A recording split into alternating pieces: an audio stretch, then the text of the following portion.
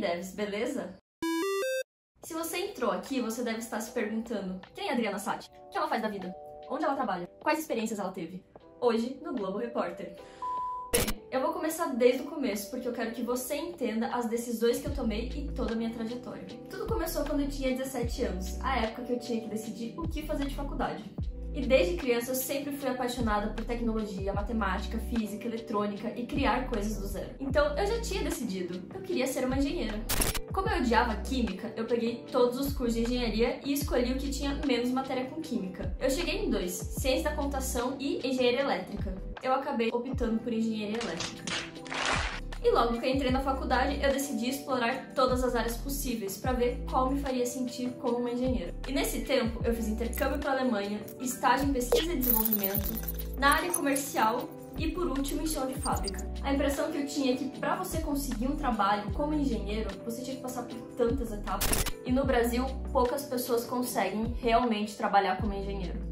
E foi na época de me formar que eu percebi que meu input estava sempre sendo o mesmo. Então meu output também ia continuar o mesmo. O que eu tinha que fazer era mudar o meu input. Então eu decidi que eu tinha que mudar de área. E foi mais ou menos nessa época que eu fui morar com uma amiga que tinha se formado em análise e desenvolvimento de sistemas. E ela sempre me contava que tinha oportunidades internacionais. E naquela época não era comum home office. E ela sempre falava: nossa, tem muita vaga 100% home office ou híbrida, com salário que paga bem. E eu mandando um monte de currículo para várias empresas e nenhuma resposta. E ela sempre falava como ela gostava de trabalhar com aquilo, como ela criava coisas do zero, como todo dia ela tinha um desafio diferente, como o LinkedIn dela bombava. E isso era tudo que eu sempre quis: criar coisas do zero, utilizando a minha habilidade técnica e criatividade. E na engenharia, para você ter conhecimento de engenheiro, você precisa de tanta coisa. Tem toda uma infraestrutura que você precisa para aquilo acontecer. E com TI, essa barreira de entrada física é muito mais fácil. Porque você não precisa ter o melhor computador do mundo para começar a trabalhar. Você consegue começar a trabalhar com um computador bem ruinzinho e que tem acesso à internet. Então, quando eu estava prestes a me formar, eu decidi que eu tinha que mudar de área e mandar meu currículo só para empresas de tecnologia. Não ia mais focar em vagas de engenharia. E eu me inscrevi para muitas vagas. Eu lembro que quando eu olhei o vagas.com, eu tinha me inscrito para mais de 200. Isso sem contar as vagas que eu me inscrevia no LinkedIn ou mandava mensagem direto pro próprio recrutador. E finalmente eu passei para uma vaga de tecnologia. E para a vaga que eu passei, a empresa estava procurando mulheres que eram formadas em engenharia ou matemática e queriam migrar para a área de tecnologia. E qual que é a probabilidade disso? Eles estavam procurando exatamente uma pessoa que tinha o meu perfil.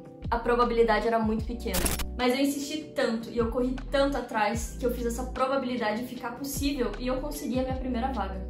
E tem coisas que eu falo, é que nem chutar pro gol. Você vai chutar tanto naquela direção que uma hora você vai acertar.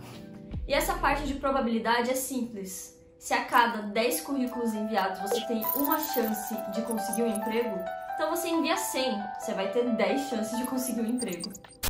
E naquela época eu nem tinha pensado que ia ter que mudar de cidade, eu ia ter que alugar um apartamento novo, que eu ia para um lugar que eu não conhecia ninguém, que meu salário ia ficar bem apertado para eu pagar minhas contas e que eu ia ficar longe da minha família. Eu só fui. E quando eu cheguei em São Paulo e chegou a primeira conta, bateu o desespero. Meu Deus, esse salário é muito baixo pro custo de vida de São Paulo. Eu demoro 2 horas para chegar no trabalho. E uma coisa que me dava muita ansiedade, eu não sabia o que eu queria fazer dentro de tecnologia. Eu só tinha entrado numa empresa de tecnologia.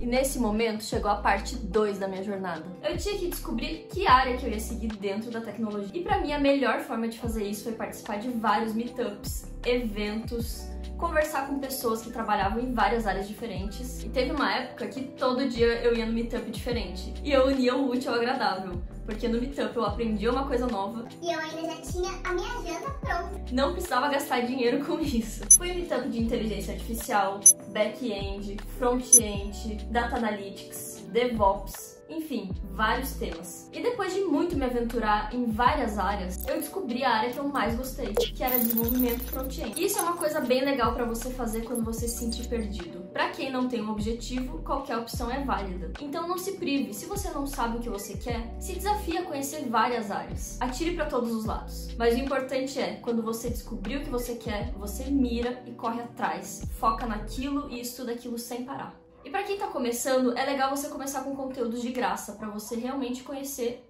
o sentido que você quer tomar. O meu primeiro passo foi estudar pelo YouTube, Eu assisti o máximo de aulas de graça que eu pude e vi vários tutoriais, inclusive eu já tenho 2 no ar, de JavaScript e HTML e CSS. Depois que eu consumi tudo que eu podia no YouTube, eu percebi que eu precisava de um direcionamento, então eu comprei um curso online.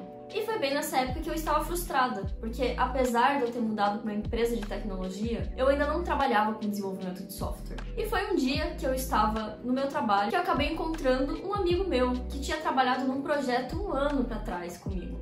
E ele começou a falar que ele estava num projeto novo, que eles iam criar uma startup do zero e eles estavam precisando de um desenvolvedor. E foi nessa hora que me bateu um desespero, porque eu queria muito ser desenvolvedora, só que ao mesmo tempo eu sentia que eu não tinha conhecimento suficiente. Mas daí na hora eu nem pensei direito e eu só falei, poxa, eu gostaria tanto de ser desenvolvedora de software, mas eu não tenho muito conhecimento, só que eu juro que se eu conseguir essa vaga, eu vou correr atrás e eu vou entregar. E foi engraçado porque isso aconteceu numa sexta-feira. Segunda-feira eu já estava no novo projeto como desenvolvedora de software front-end.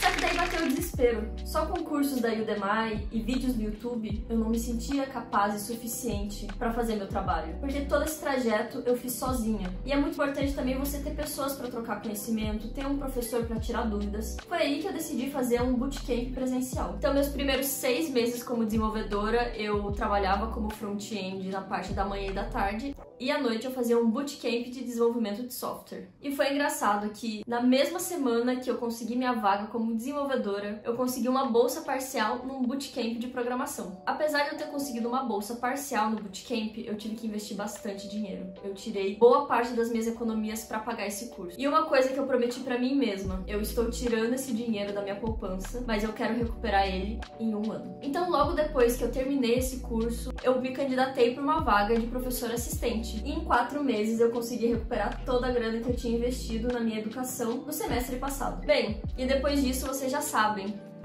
eu me apaixonei por desenvolvimento front-end e não consigo me ver trabalhando com outra coisa. Não, pra falar a verdade, eu tô gostando muito de fazer vídeo pro YouTube e conteúdo pro Instagram. E bem, essa é a história do meu início de jornada no desenvolvimento de software. Porque eu não sei se vocês sabem, meu primeiro e segundo contato com programação foram horríveis. Então é isso, devs. Espero que esse vídeo tenha ajudado você de alguma forma e fico muito feliz em compartilhar minha história. Um beijo e tamo junto!